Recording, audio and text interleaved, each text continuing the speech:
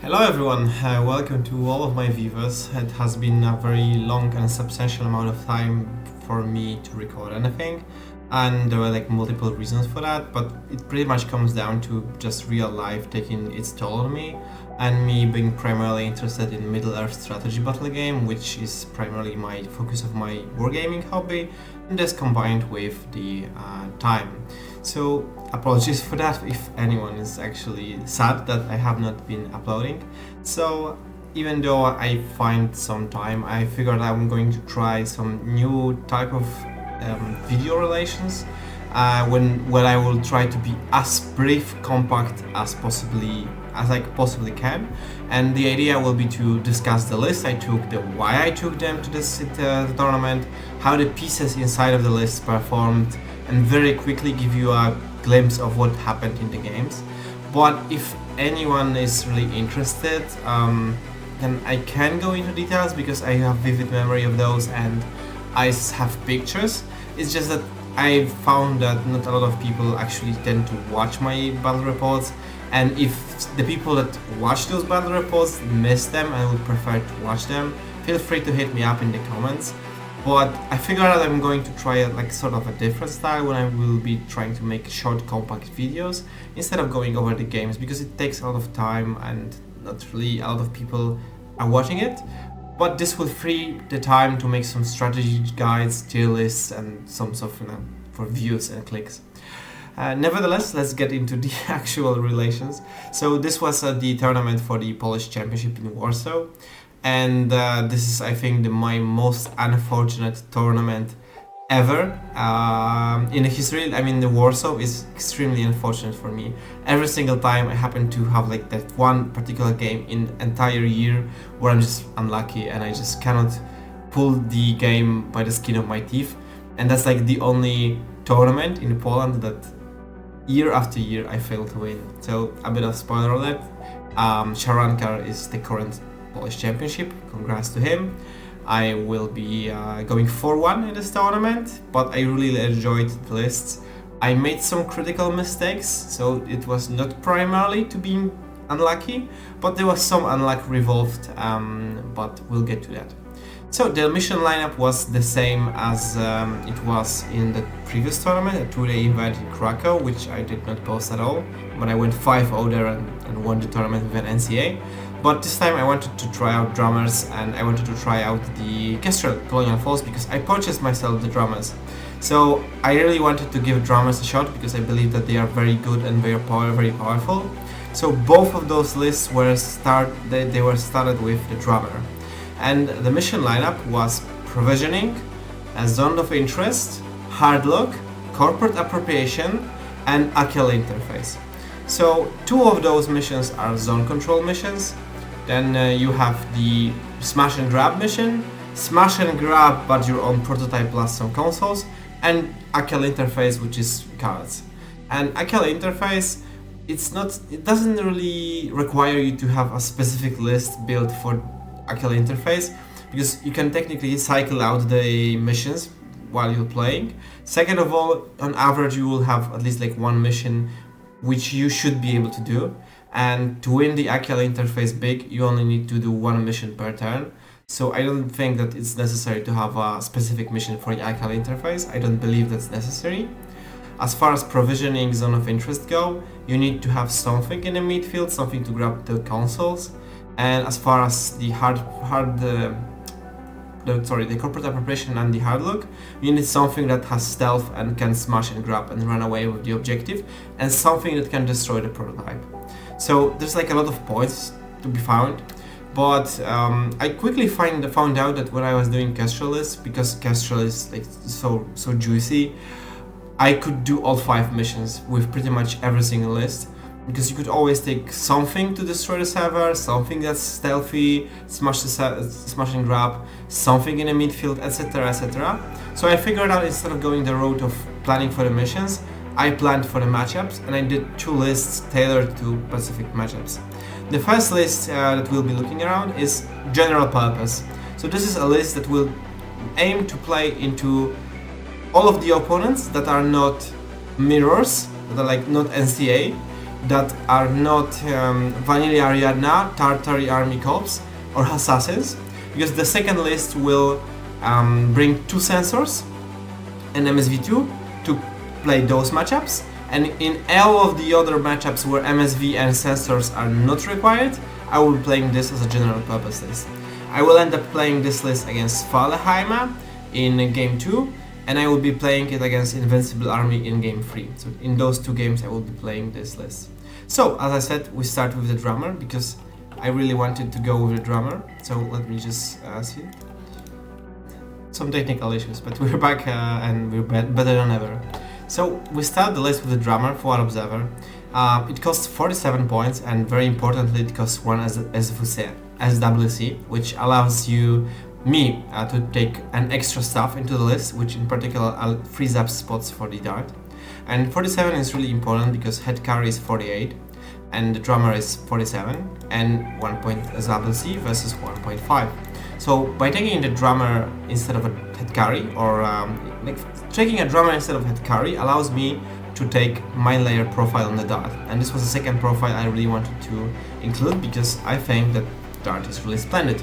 Specifically new dart with specialist, decoy and the mine layer. So I think this is very solid. And she fulfills a very good niche of hunting down Camo markers. She overlaps with a red eye, but she costs half SWC and is a specialist. As well, red eye is not a specialist and does not come with mine and does not push the buttons. So that's where we start with the drummer, right? So the drummer I think is better than head carry because the reason for that is usually Kestrel struggles very much into albedo pieces. The drum bot does not suffer the same penalty of shooting into the albedo. The multi-HMG is really good weapon, particularly that killing tags, for example, heavy infantry. Is BS Ferrin, HMG that you don't really care whether you lose it or not because it's a drum bot. Then it brings 2 specialists, which is important for all of the missions because they are specialist heavy missions. And there's a heavy flamethrower. And the drummer, I cannot really speak. I'm at loss of words because drummer is really good because you can have a drummer here. You can have a drum bot 8 inches away with the heavy flamethrower, right? So we have heavy flamethrower, and 8 inches away you can have the HMG, right? So you can use all 3 to shoot at the same target, and this pretty much cooks everyone, right? If your opponent shoots back at the drummer, then they eat unopposed shots from the HMG. If they decide to dodge, then they risk taking shots from all 3 of the pieces. If they shoot the drum bot to avoid the HMG shots, then they get 3 unopposed shots from the marksman rifle. You can put 2 models at one with 1 suppression. I have not done this a single time. Then the heavy flamer is another ablative defense that you can sacrifice. You can discover and shoot stuff with 3 bots to make it very reliable. Then you can sacrifice the aux bot to trigger mines if you need. So this is like very extremely versatile piece. And while it not necessarily shoots as good as head carry, it's still very vulnerable to assassination pieces like Fides or guided missiles. But like, what's not vulnerable to guided missiles? But it just provides you a lot of utility that you will not find in the head carry, and it really shores up a very significant vulnerability of the Kestrel, which is shooting albedo pieces. And this will come up in game 2 when I will have to go for the Boik, but the drum bot will die before it gets to shoot at the Boik, but technically it's an option. In game 1, the triple discover heavy flamer multi-HMG drummer fork is used against the Ariadna. Then in game 3, I successfully pull off like 360 MLG 420 plays with the drummer, shooting at like multiple targets, flamethrowing left and right, shooting, but everything just bounces because my opponent just passes all of the armor rolls and just the drummer does nothing. In game 4, the drummer does nothing, but it's still a piece that I have in my back pocket against the Gvilo. And in game 5, in the list 2, the drummer will pull a lot of weight because it will flamethrower something, shoot something, kill the Norcus. It's like a very good and very solid piece, and I very much would like everyone like to try it out. So we start with the drummer. Then I added a dart because dart really puts in a lot of missions. She fulfills the role of a specialist decoy mine. So she's really good at slowing down your opponent from taking your prototype or your beacon because of the mine layer.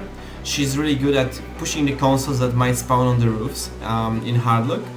She can hand down enemy specialists. She can dive enemy deployment zone. So again, she's also very versatile, while not necessarily being the best at her job. But she does fulfill a lot of boxes, which makes this list a very universal list, because I aim to have a list that can do all 5 of the missions, and it can play into like variability, like a lot of matchups.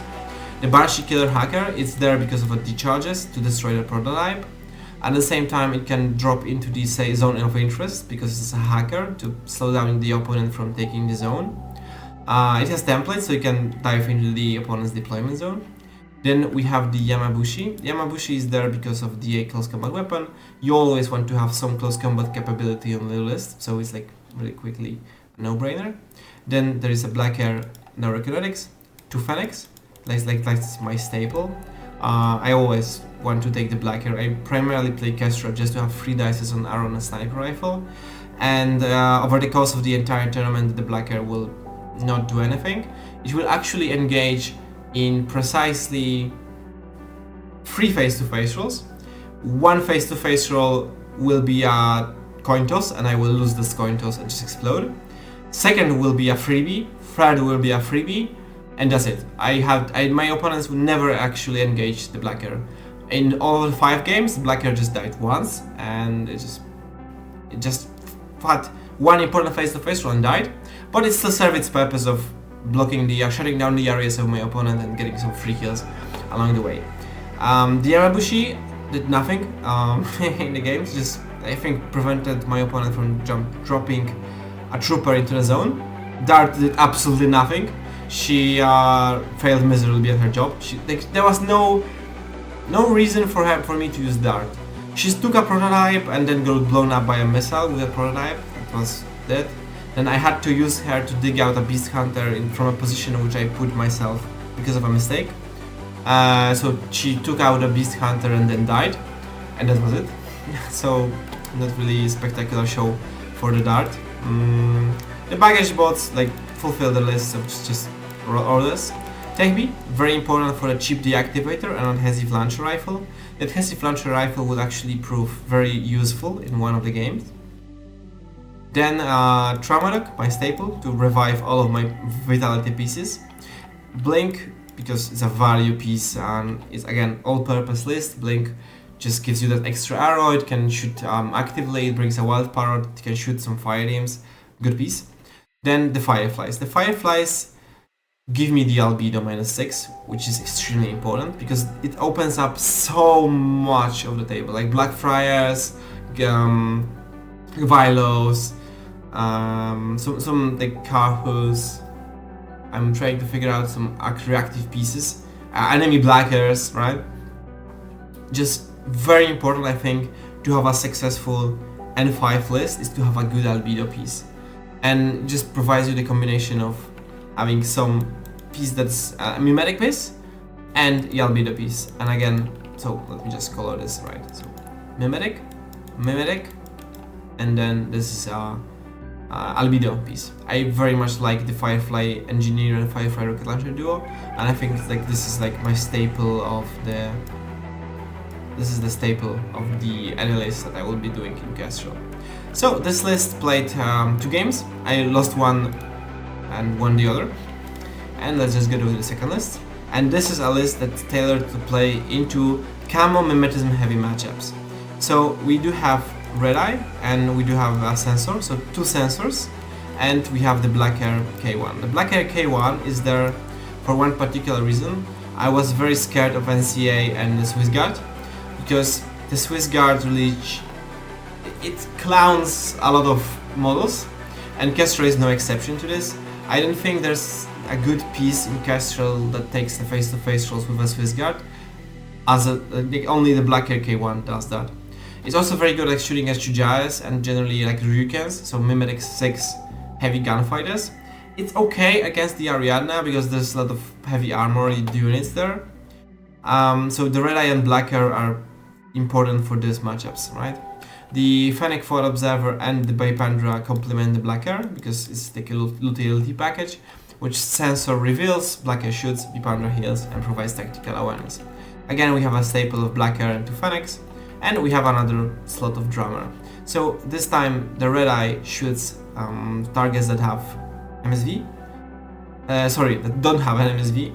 The Firefly shoots targets that have MSV, and targets that have neither are getting shot either by the blacker or the red eye. Or the blacker primarily, right? So there is 0 midfield here, there is no jackals, there is no Yamabushi, there is no dart. So this is a vulnerability of this list because you don't have any ablative defenses. In a pinch you can use the Firefly as a arrow piece, the blacker as an arrow piece, and this are blacker and arrow piece, and the heavy flamethrower from the Rambot. So this list can survive going second. It of course wants to go first, as a lot of lists. So yeah, let's just get into the games and let's really quickly talk how the games work. So game number 1, I ran into Tartary Army Corps. So I'm very happy that I actually ran into Tartary Army Corps for 2 reasons. First, I want to see what the new Tartary Army Corps actually looks in practice. Second of all, I want to try out my anti-Tartary Army Corps list. So we go with the red eye list. So I deploy conservatively, my opponent gives me the worst deployment and I'm forced to go first, which is not exactly what I like. But there's like a million camo markers here, million camo markers here, camo markers here, and there will be a fire team of Frontovic, line Kazakhs behind this building, and 6 gazillion camo markers. So red eye will be deployed as a reserve, and the game will pretty much look like this. The red eye starts moving aggressively. There's a Frontovic overwatching the red eye. So the Firefly takes a walk, shoots down the Frontovic with an albedo, so because it's an MSV1 it goes in flames instantly. Then this opens up the table for the red eye. Red eye jumps aggressively, trying to bait as many cam markers as possible. I take the shot at line Kazakh, this baits out a Spetsnaz and some schmooks. We exchange fire, and over the orders I put down a Spetsnaz, I put down line Kazakhs, there's also a Frontovic killed. I then start to, I also kill a guy with a Flammenspear. Then the red eye just starts casually walking, censoring, discovers 3 markers, one is the Pavlas, one is the Scout. I put the Scout down, sorry not the Scout, the Strelok. I then maneuver here, censor some more, and finish up my turn in suppressive fire here, with the Fireflies advancing forward. My opponent then uses the McManus, tries to shoot at the red eye, does not give him anything, so without the surprise shot, a Borsa comes up, claims the red eye, and that's pretty much my opponent's turn.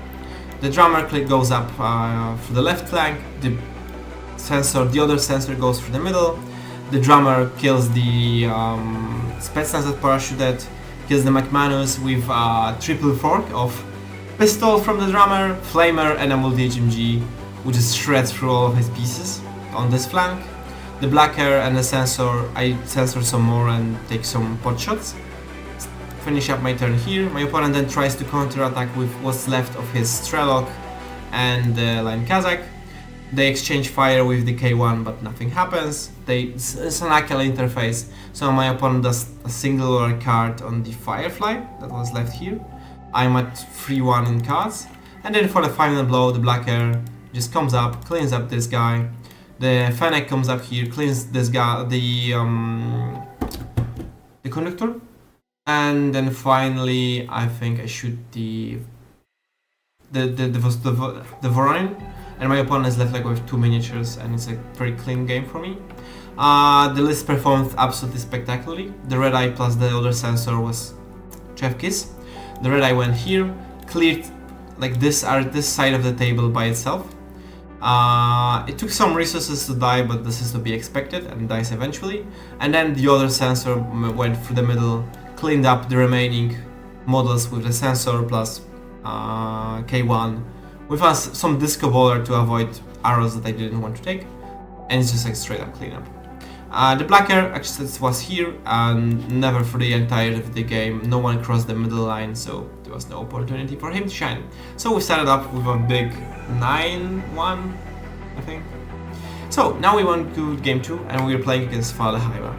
This will be a very dominating position for the Boyk, so I'm taking my general purpose list. I'm forced to deploy on this side of the table and my opponent goes first. Dart takes the middle. The black air, because the Boyk is in play, is actually deployed here, and it only covers like, those two angles, avoiding the fight with my opponent.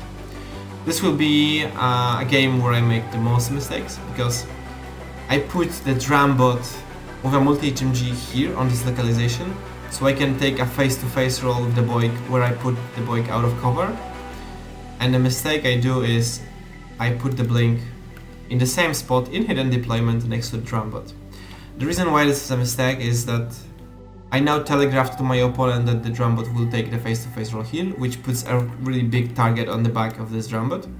Instead of, I should have deployed the drum bot much more conservatively and with some maneuvering even take the face-to-face rolls inside of 24 inches, because I still have a card on my sleeve in the form of blink. Because my opponent moves the Lankai does nothing, then the Beast Hunter spends entirety of turn jumping here, kills the drum bot. And he's nested here. So I cannot reveal the blink because it will instantly die to a Beast Hunter, and I put myself in a really tough spot. So I have to use the dart, and she actually gets discovered along the way, climb up this building, clean up the Beast Hunter, survive, which then allows me to take the fight with the blink against the Boyk. It takes some few orders, some butt clenching, but I remove the blink. I remove the Boyk with 2 successful rocket hits. The blink then starts shooting into the safe area, and this is where the game starts to move out of my hands a bit. The Fugazi, I shoot it like 3 times. The Fugazi in the zone without cover just survives, just casually, no big deal. I move the Banshee from the sideboard, kill the Liankai in a few orders, like 2 orders. Then I move it towards the middle, take more shots at the Fugazi in the middle, but I consistently fail to kill him. I jump into the zone with my last order, finally put the Fugazi down, but another Fugazi flash pulses me, which pushes me out of the zone with the Guts roll, which is very unlucky. So we start the turn 0-0. Then my opponent moves the Karhu, shoots the Banshee, shoots the dart, puts it here. And this is pretty much my pushes the button along the way. This is my game to win, my game to lose, sorry, because I'm in very commanding position. But I make a very big mistake. And the Fireflies move here, kill the Karhu. They move to the middle. And I start shooting at the Fugazi, which was revived by the Karhu engineer. And it takes Fiolas and he just either tanks or just crit dodges or just straight up dodges. And I get so frustrated because I have just 1 order on the Fireflies and I want to push the button, but I want to make sure that the Fugazi is dead. I then move the drummer bot, start shooting and flamethrowing the Fugazi. Nothing happens, so I get really frustrated. I go up on the box with the drummer and I can move into the button, and I can move with the button with the drummer or the Firefly. But I'd rather move the drummer because I can then put the bot into the zone and the drummer on the objective, so I can get 2 in 1 deal. So I move the Fireflies back to the container where the drummer is. And my opponent springs his trap, and the Locust reveals boarding pistols 3 models at the same time, so 2 Fireflies and the drummer. I take it on my chin, shoot the Locust tanks, I don't, and like the entire game just collapses. Because I now have 1 Firefly out of the others because it survived. I have all of like 100 points just die in 1 boarding pistol template. This is like a rookie mistake, it should never have happened, but I was so tilted with the Fugazi surviving like 5 or 6 orders of me just shooting it for straight bullshit. And yeah, I have 3 orders left and I have nothing to dig out the Locust. I try to move the flash pulse with the speedball to get there, but the Locust stops me with a hack just shy of the drummer. So I'm left with like 2 orders and the game is away because my opponent is now 2 points ahead, and he will be 2 more because if he cleans up. So I take a risk, I move the black hair to the middle and try to pin down his models from reaching the other zone, because this is zone of interest. And my opponent just stands up the Carhu, takes a face-to-face, rolls us like 3 13s versus 3 13s. This is exactly a dice toss. I lose this dice toss, the black hair just explodes, and with the table open, my opponent just takes the zone, and the locust digs in on the middle. I have one final shot, which is the blink moving toward the middle. I get there. I pick up the speedball, revive the drummer over the course of the orders. I kill the Fugazi finally, which is in the zone. And I push them, I kill, oh right, there's actually also Anuma, which I loot with the Tech B. I get the blink into the zone, I try to shoot the locust, but it survives. It even hits me, but I survive. The locust is more expensive than the blink, which is sayonara. My opponent controls this zone, I control this zone, and control them. He controls the middle, so the end result is like 5-1. Yeah, so very crushing defeat. The list was good, but I misdeployed the drummer. This was the first mistake, because then I had to use the dart to unstick myself from a situation I put myself into, solving problems that I made for myself. This was mistake number 1. Mistake number 2 was just tilting on trying to shoot the Fugazi and making the mistake of putting 3 models on the boarding pistol, and it costed me the game because it put entire game in my opponent's favor. It swinged him extremely. I think I did a good job of trying to get back into the game, but after those 2 mistakes, it was just getting there. So, you live, you learn, sometimes you lose, that's it. Game 3, we're playing another game with the Dart list, because we're playing against an Invincible army. And really quickly, my opponent goes first. The Liberty sacrifices itself to trigger off the mine, dies. Then the Gudan moves in. The black hair, which is located here, will take his first out of the 2 kills of the game. Shoots the Gudan off the table, but the Gudan manages to successfully evacuate the prototype. Then the flash push runs into the deployment zone. The link team that's behind this building shuffles. I take my shot with a blink. I hit. I take 1 wound out of all of the models. Haidao puts me down, but this leaves him exposed. Firefly kills the Haidao.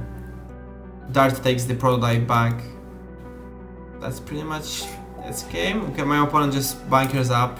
I try to push into him unsuccessfully. The drummer makes the play of the game, just gets onto the boxes, moves forward.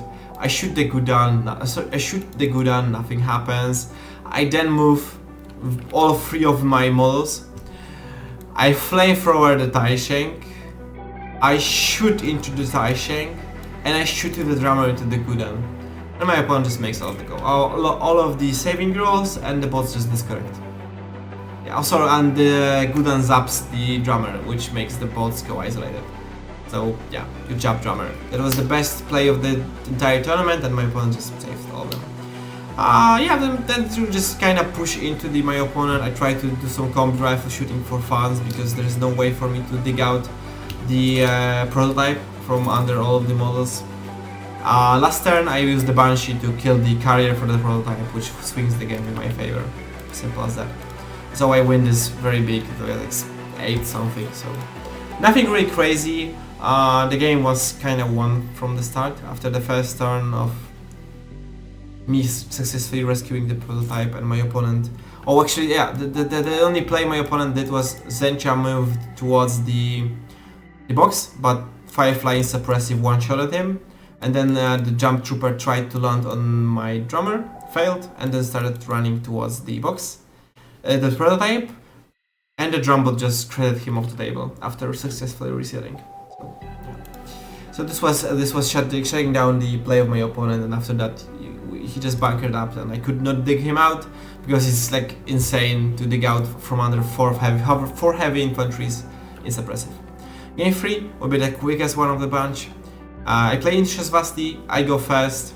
I deploy the drummer here, the black hair here. I'm playing anti-Shasvasti list with sensors. The black hair is here. Red Eye will be deployed here to fight against the total reaction bot, and the Gvilo is deployed to shut down the Red Eye. Very clean execution. The Firefly will move to the middle.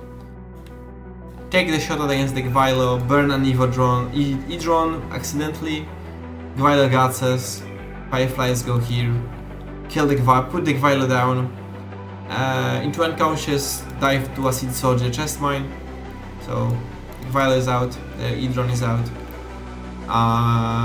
Sorry, at some point the Red Eye first kills the total reaction bot, which unblocks the Fireflies. Then the Red Eye just goes absolutely batshit insane.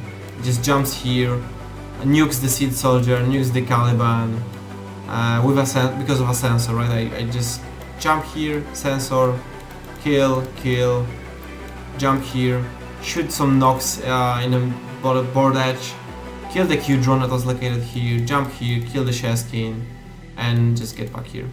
So after my first turn, my opponents were left with like 4 models and 84 points. Because just Red Eye just goes insane. I put all of my orders into the Red Eye and it just scores like 7 or 8 kills. Firefly gets 2 kills. I get the Sheskin, I get the Gvilo, and I get 2 Q drones, I get the Caliban, I get the Seed Soldier. I think it's just such a workhorse. Victor, Messer, and 1 Nox left.